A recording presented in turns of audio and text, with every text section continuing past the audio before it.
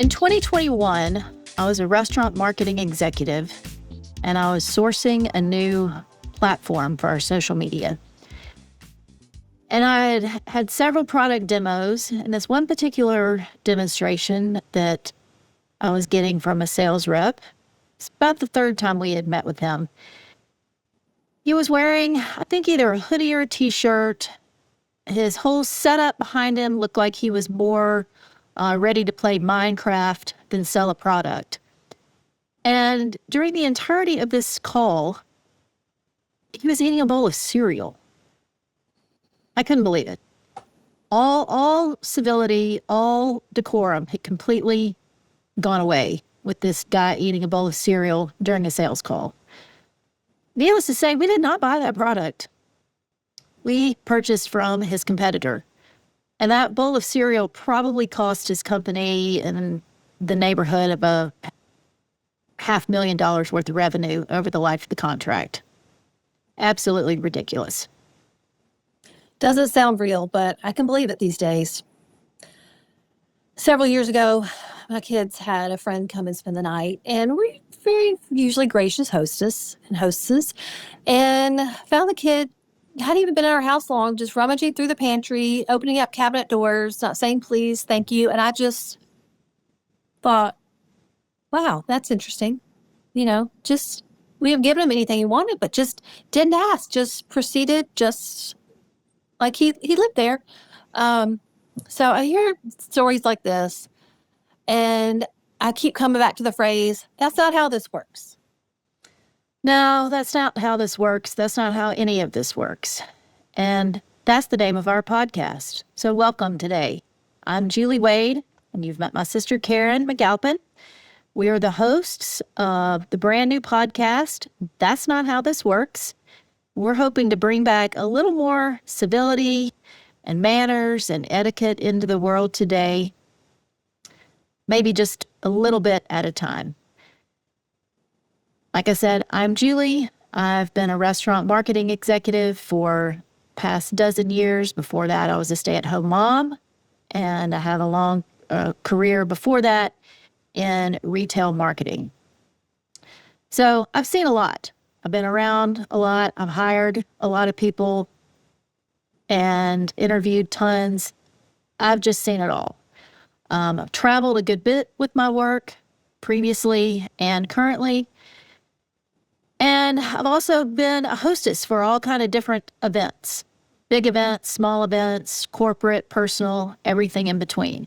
So it was time that Karen and I brought this together, started this podcast, so that hopefully some of the things that we've seen and that we've done, we can share with the public and hopefully educate everybody and lift up our standards a bit. This is Karen, and I'm a mom of two teenage boys who are very active and keep us all busy. And I've owned a travel agency for almost the last 14 years, so traveled the world with that. And previously, I was in corporate retail, which also led me to travel the world. Seen a lot of the U.S., seen a lot of different cultures, and I love our community and just need to see what we can do to bring back a little civility. I think everybody needs some rules, guidelines, just to know this is how this works. Yes, so we're your hosts, and hopefully we'll become your friends. And we created this podcast about civility, character, learning how to be human again, because somewhere along the way, good manners started to feel optional, and kindness really became conditional. Here we will talk about how to live well, how to show up, how to listen, dress, speak, and just raise decent human beings. For this episode, you're just going to hear from us. But in future episodes, we'll have an expert on the topic because we still have questions too. And there's still some things that confuse us. And in order for all of us to be on the same page, we have to be reading the same book. And you'll also get some confessions from us each week. These bless your heart moments will be a time when we tell on ourselves and fess up to how we could behave a little better ourselves. So let's start with that big question. So what does civility actually mean today? Well, when we were growing up, it used to mean holding doors open, sending thank you notes, and putting your napkin in your lap. So speaking of napkins in your lap, I was at a business dinner a few weeks ago, and the lady at the table next to me never put her napkin in her lap the whole entire time that we were eating. Left it on the table. She got up to go do something, left it on the table. In between each bite, left it on the table. The whole entire time, we had to see the dirty, nasty napkin sitting on the table. Yuck. That's just gross. So, of course, our Southern heritage was instrumental in instilling these manners in us, and they reinforced at home from birth. And then we've tried to do the same thing with our children. And so it now not only means those kind of heritage things, but it's not talking over people on a Zoom, not doom scrolling on your phone during dinner, remembering there's a human on the other side of every interaction. So civility is the awareness of having respect for others coupled with having restraint in public. And so why does it actually matter? So let's talk about that. I know some people are probably thinking, okay, who cares if somebody doesn't say please or thank you and they check their phone during dinner? But here's the thing. Civility isn't about being formal or old-fashioned. It's about being aware of yourself and how you interact with others. So Karen and I are not the etiquette police, but when we lose that awareness, the consequences are real. So how real are we talking? Well, workplace incivility alone is costing U.S. businesses between $2.1 and $2.3 billion. That's billion with a B. That's a lot. Yes, lost productivity per day. And it's not just about money. So 66% of employees say incivility reduces their productivity, and 12% actually leave their jobs because of it. I had an instance this week where I was trying to get in touch with a vendor. I had a quick little comment that would save us a lot of time. And so I called him. And I was told he can't speak to you. And I actually out loud, I thought, can't speak to me. So waited all day to hear back from him. We lost a whole day of productivity. It ended up working out in the end. But I just thought that would have saved us so much time and stress for me and my client. If he had just answered the phone, we could have had about a 30-second conversation and been done with it and moved on. Yeah, it goes way beyond the office, too. So 95% of Americans say incivility is a problem in our society. That's almost unanimous. 70% say it's reached crisis level. So we're personally encountering rude behavior about twice a day on average. And here's what really gets me. So 81% of Americans think that incivility is leading to an increase in violence. Okay, so that's terrifying. But it's gotten worse. Nearly half of Americans, 47%, say people behave more rudely in public now than they did before COVID. And we've all felt it. The social contract is just broken. Well, I just know since COVID, people are just not as friendly as they used to be. You could look at someone in the eye and say hi and maybe have just a small little conversation, but everyone seems to live in their own little bubble, and we're all just existing in our own little bubbles in the same world. And that's just not how this works. No, and when we're talking about manners, we're not just talking about which fork to use at a fancy dinner party, which of course that's important, but we're talking about the glue that really holds society together. And when that does dissolve, everything else starts to crack. And I think what people most misunderstand about manners is they think it's about stuffiness or pretending to be something you're not. But manners, they aren't rules for the sake of rules. No, they're respect in action. And here's where it gets interesting. Different generations are defining respect completely differently right now. Okay, so that's fascinating. What else you got? So younger people, and Gen Z especially, they're not necessarily ruder. They're just playing by different rules. So to them, calling somebody without texting first is actually rude and disrespectful. But to us, that's just the way to get a quick answer like you were looking for before. Just pick up the phone and call somebody. Is that why my kids never answer the phone when I call them? Probably. But seriously, 44% of millennials report experiencing rudeness at work, but yet only 22% of people over 69. So the question is, are they really experiencing more rudeness? Or are they just defining it differently? Well, I think a lot of it is defining it differently. As a mom of two Gen Z boys, my oldest graduated from high school this past spring. And of course, we sent out the graduation notes and he received gifts. And a lot of the gift givers were from out of town. So I told my son, you need to write thank you notes. You thought I would have told him to invent the next Facebook or something. And I even got him the notes. I even wrote down a list of who got you what. And I said, send out a thank you note. It's been 10 months and he hasn't sent one out. But I'm also still waiting on my husband after 22 years to send out his list of thank you notes. So maybe it's a genetic thing. I don't know. But there's definitely a disconnect between our generation and their generation. Yeah, definitely. And that's where it gets tricky. So because we can't even agree on what's rude anymore, how are we going to find common ground? And so that's part of what we're here to figure out. Because at the end of the day, whether you're texting first or not, whether you're Gen Z or a boomer, we all want the same thing, to feel respected, to feel seen, and to feel like we matter to the people around us. And that's not old fashioned, that's just human. Because manners aren't rules, they're respect in action. So let's talk about some common faux pas. And this is going to be an interesting segment because we've got 10 most common manners faux pas. And we're not talking about old-fashioned rules. These are just general basic social survival skills. And if you want to get more information from us on a weekly basis and more in depth, we do have a newsletter that we're sending out every week. And you can go to the civilitysisters.com to subscribe to the newsletter. We would love to have you join up. And also send us some of your own personal manners faux pas if you think that this list doesn't completely cover it. So we've identified the 10 most common manners mistakes. So we'll walk you through the first 8, and then the last 2, those are the ones we kind of struggle with personally the most. All right, number 1, my favorite, being glued to your phone. Catch any family, and I'll use mine for an example. There's 4 of us, and every night after dinner, see us sitting around, we're all on our phones, checking text, scrolling, and even if we're trying to talk to each other, we're not putting our phones down. We're just constantly on our phones.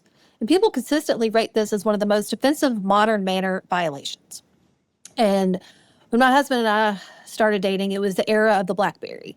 So like only the fancy people had the BlackBerry. So he was always on his little BlackBerry, at night, during the day, or if I'm driving somewhere, he's on it. And I was so tempted so many times to grab it and throw it out the window, like just be done with it. But here we are 20 something years later, and we're all glued to our phones. So the translation of that is you're physically here, but you're mentally somewhere else. So phone usage during conversations, like check your phone while someone is talking to you, signals that they're not worth your full attention. And this has perhaps become the most pervasive modern rudeness. So, if you have to, like there's sometimes like you're waiting on a phone call, an important phone call for work or a doctor or the kid's school calling you, just let them know, I'm here, I'm talking to you, but if a phone rings, I've got to take it. And that's why. That's definitely helpful. So number 2 is not saying please, thank you, or excuse me. And this is shockingly common and immediately noticeable by people. And these are micro signals of respect. And when you skip those, that just completely erodes trust. And it's especially glaring in the service, business, and email communication. So think about all the times you've been in line at Chick-fil-A. And when you go through the line, they hand you your food, and what do they say? My pleasure. My pleasure. Yes, that's their way of saying thank you. We don't hear that from everybody. You're going to get it at Chick-fil-A, but you can't guarantee you're going to get it everywhere else. And not saying thank you, whether for gifts or favors somebody did for you or service. It's just holding the door open for somebody. Just a little thank you. That's all it takes. Yes, exactly. Failing to express gratitude is just a fundamental breach that damages relationships. Number 3, being chronically late, which I will say I used to be very guilty of this. And then I married a military veteran, and we're not late anymore. Probably 5 minutes early everywhere. Usually I have to sit outside in the car, and I have to tell my husband, just wait a few minutes. We're early. But being late is one of the clearest signs of disrespect for other people's times, and especially damaging in business, like job interviews or group settings. People structure their day accordingly, and they've set aside time for you. So if you are not there at that time, then that's just rude, and it could screw up the rest of their day. So, if you say, I'm just always late, it's not a personality trait. It's a reputation you've got. Being late without communication, like chronic lateness, it wastes other times, but you just got to give someone a heads up when you're going to be late. We know things happen, but just quick phone call, text, something saying, I'm on my way, got delayed, and I'll be right there. That's just a little tip just to help out with that. Yeah, I usually try to do that if I'm running late, which more often than not I am. Number 4 is oversharing or trauma dumping. We know the people that like to get deeply personal or political or emotional in inappropriate settings. And this could be online, in real time, in person, whatever. It's very common on social media and in the workplace, which that's just not appropriate. We don't need to hear the inner workings of everything about your family's relationships and trauma and things that you had with your boyfriend or husband over the weekend. There's no place for that in the workplace. And these manners aren't about being fake. It's just about boundaries. It's just about keeping a line on what is appropriate for your friends and your family, and then in the public and in the workplace. Number 5, ignoring basic listening skills. And I'll go ahead and fess up. I have a hard time with this. You're nodding along, but you're not really retaining anything. Yeah, and women, sadly, are much more guilty of this particular thing than men are. And also, just because you nod does not mean you're saying yes. You're just more of, I'm listening, may not be retaining it, but I'm listening. So you need to immediately redirect your conversation back to yourself. I do this a lot too. That's not a good thing. It's not always me. A lot of times I'll find myself waiting for someone to finish their statement before I can say something relevant to me. That's not good. So you also, in order to get away from that, maybe just follow up on someone else just said. Listen to them, think about it, and then make a follow-up question. That should help. Yeah, that's a good tip. I did read something on the internet the other day. I think it's on LinkedIn about people always have to interject their own personal story that goes along. And I had a coworker like that. It was like, no matter what the situation was, she had a personal story that related to any situation and would tell it at any time on a call, in a group meeting. And it usually derailed the entire conversation. And most of the time was not relevant to what we were talking about. So number 6, this is rudeness disguised as honesty. Those people that say, I'm just being real. I tell it like it is. You're too sensitive. No, that's not nice. Gossiping or complaining excessively, constantly talking negatively about people, venting without reading the room, all that drags down your social interactions and just makes you absolutely exhausting to be around. So those people have a lack of tact, lack of empathy, and lack of self-control. Number 7, disrespecting shared spaces. Oh my goodness. Loud phone calls in public. Even worse, speakerphone. I just love it when people are walking around on speakerphone talking to someone. First of all, I don't want to hear your conversation. Second of all, the person on the other end may not want everyone else to hear your conversation. Just put in earbuds, talk to them later. So many times, been in a store, grocery store, wherever, and just constantly having other people communicate around me. It's just too much. It's way too much. It is too much. It is too much. I was at Target a couple of weeks ago, and there was a woman walking around with her phone stuck in her bra strap. And had it on speakerphone, so everybody in the store heard everything she was saying and the person that she was talking to. And she was making no attempt at even holding the phone. It was just stuck there right by her neck so that she could talk easily. It was absolutely ridiculous. Not good. Not good. Another disrespecting shared space is leaving messes.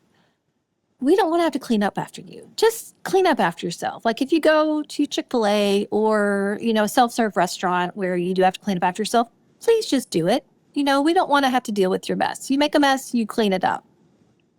Cutting lines and ignoring social norms. Cutting lines is huge at Disney. We live near Disney, and so we're there a lot. And then just the people that, They may be joining their party in the front. I don't know, but if one person can't be the line and expect 20 more people to follow them. That's just not how this works. No, that's not good. And civility really shows up in most spaces that we all share, which definitely Disney World is one of those. Yes.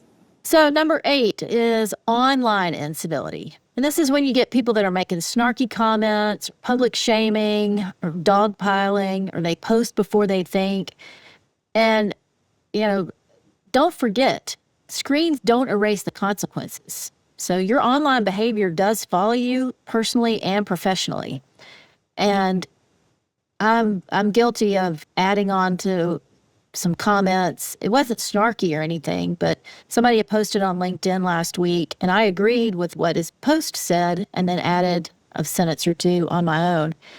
And oh my goodness, the backlash on what we posted, it was about going to conferences and interactions with vendors. I thought it was pretty innocent, but it was taken completely out of proportion and really led to a lot of just kind of, I think, irritated feelings by people. So I've learned my lesson. I'm not commenting on any of that kind of stuff from now on. I think the tip is just keep on scrolling. Yes, exactly. Look and don't interact. Yep. And so we're getting close to the end, which means it is time for our bless your heart moments, because it's not really fair if we didn't include ourselves in some of this. Number 9, interrupting or talking over people. Hopefully I've been good so far, but usually I'm very guilty of this.